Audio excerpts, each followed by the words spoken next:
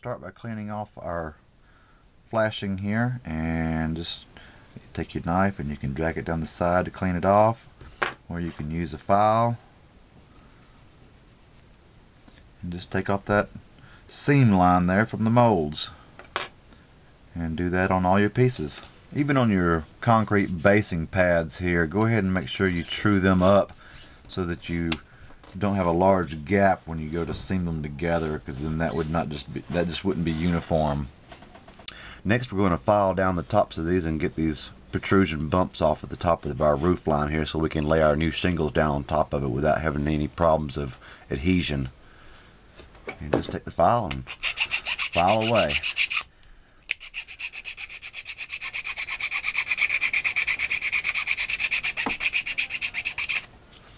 And when you get so far, it'll look like this. After prepping the station roof and the platform roofs, I proceeded to glue them together using a straight edge. And I just used an arrangement here with 2 platforms on one side and 3 platforms on the other, just because it was a nice balance in what I liked. So I just used a straight edge here, lined it up with the front of the station here, and glued my roof pieces together on that side and on this side. And let it dry, and when you get through, your roof is one solid piece that we can lift on and off, and we will be able to come back later and do our lights. And this is just a prep base paint of white on here, just as a starter base, and we will continue to put white on there and make it all white on the bottom side. Here I've done the same thing with the concrete platforms here for the passengers and the station. I simply glued them together and used a ruler straight edge to make this all one piece. And rather than trying to scribe lines or draw lines on it, I just cut me some index cards, and we're going to use the lines off of them.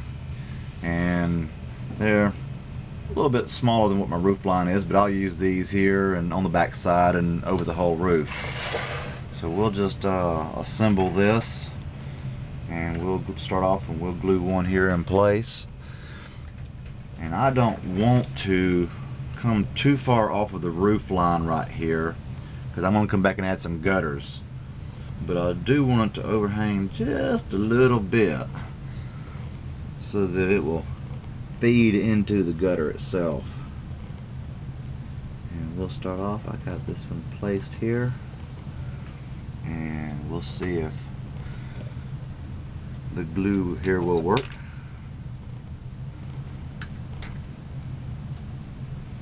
I'm just going to tack this in place, just so I can make sure that it's going to be correctly positioned.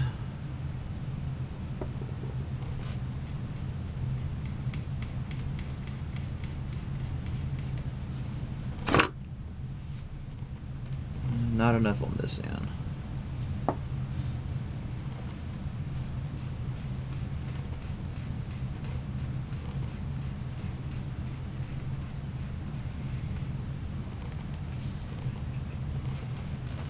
Go.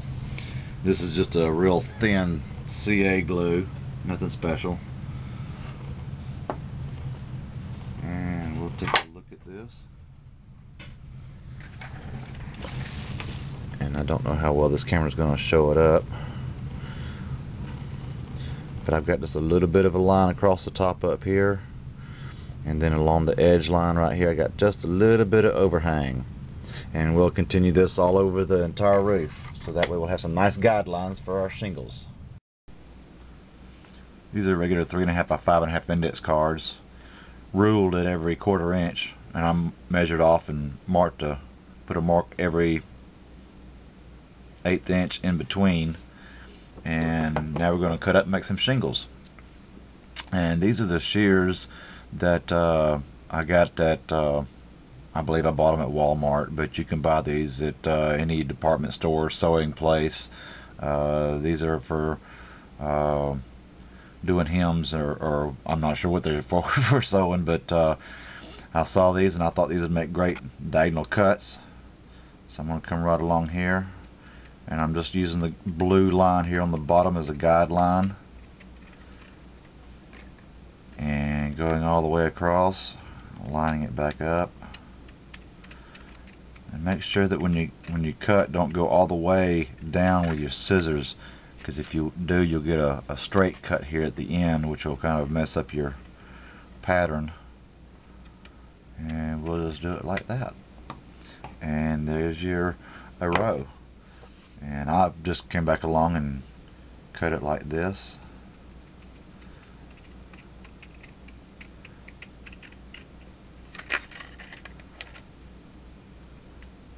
Make sure you line your diagonal cut back up. I usually just stick it in another groove to help realign it.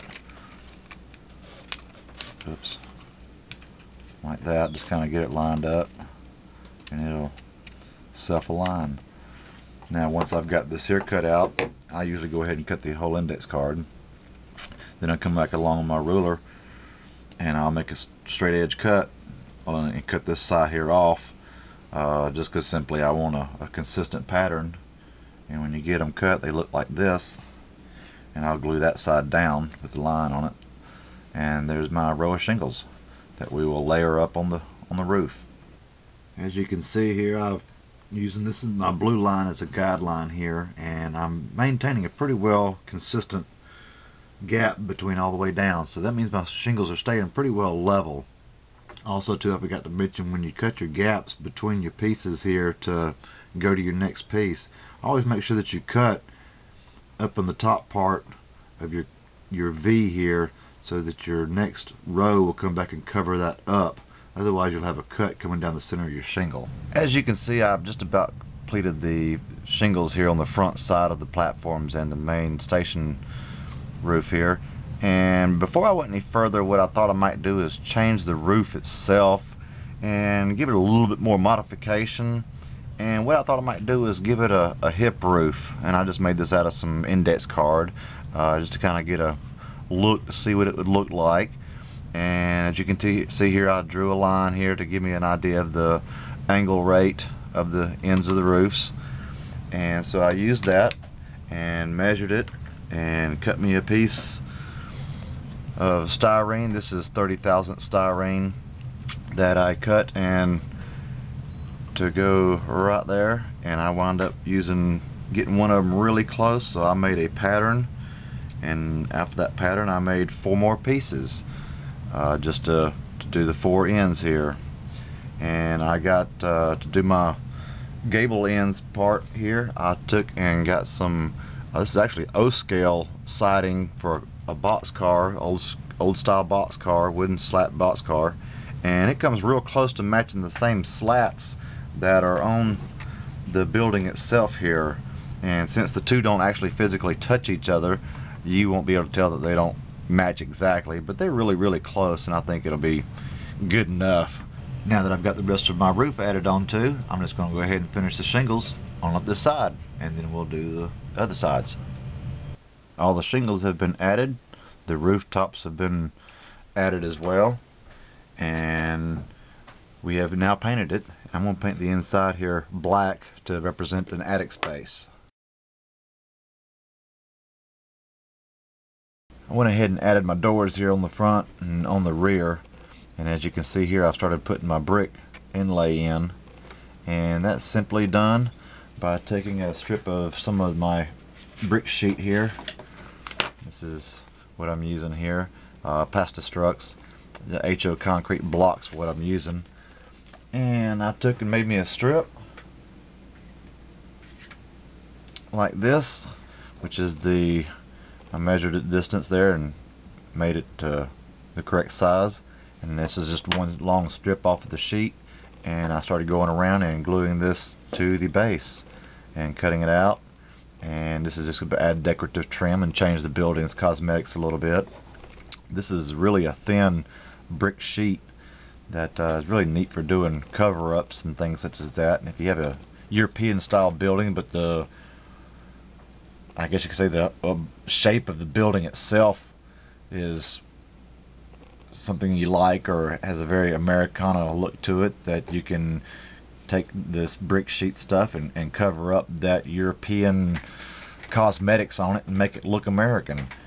And I've been using not glue, but this here MEK methyl ethyl ketone, and it works real good for doing stuff like this. Matter of fact, I started using it for a lot of things. It works different than the glues and things because it's not a glue, it's a solvent, and so therefore you have to be real careful with it because it will eat up your plastic if you put too much on there. But it's real thin, it's like water, and so it has a very capillary action to it, which pulls in and will adhere to all your surfaces that make contact with. And it's very fast drying, so it doesn't take long for it to set up and cure, and then you can keep on working. And I start doing stuff like this, and I don't like waiting for glue to dry, so I use it. And so I'm going to finish going on around my building here and gluing this in, and I'll catch back up with you when I finish doing this.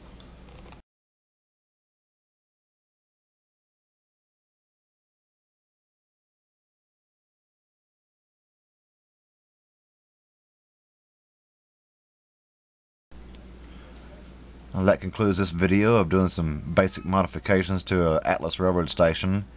I'll leave you with some still shots, and I'll do another video of doing the lights and interior on this. But like I said, I'll leave you with some still shots that you can gaze over and look at and inspect, and tell me what you think.